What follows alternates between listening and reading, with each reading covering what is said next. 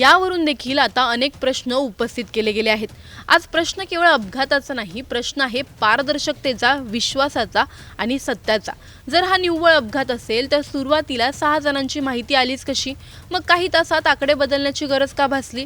जर विमान पूर्णपणे जळालं तर माळ रानावर सापडलेले न जळालेले कागद नेमकं काय सांगतात?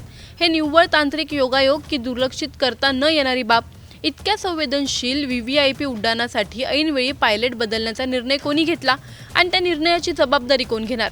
तपास सुरू आहे, ब्लॅक बॉक्स ताब्यात आहे, पण महाराष्ट्राच्या मनात उठलेले हे प्रश्न ब्लॅक बॉक्सपेक्षा आधी कधी उघड होणार का?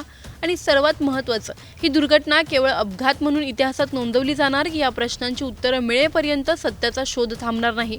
हा फक्त एक राजकीय मृत्यू नाही, हा महाराष्ट्राच्या विश्वासाचा अपघात आहे। तुमचं या प्रकरणात काय मत आहे हे आम्हाला कमेंटमध्ये नक्की कळवा आणि व्हिडिओ आवडल्यास लाईक शेअर करायला विसरू नका। तसंच अशा नवनवीन अपडेट्ससाठी टाइम्स नाऊ मराठीला नक्की फॉलो करा।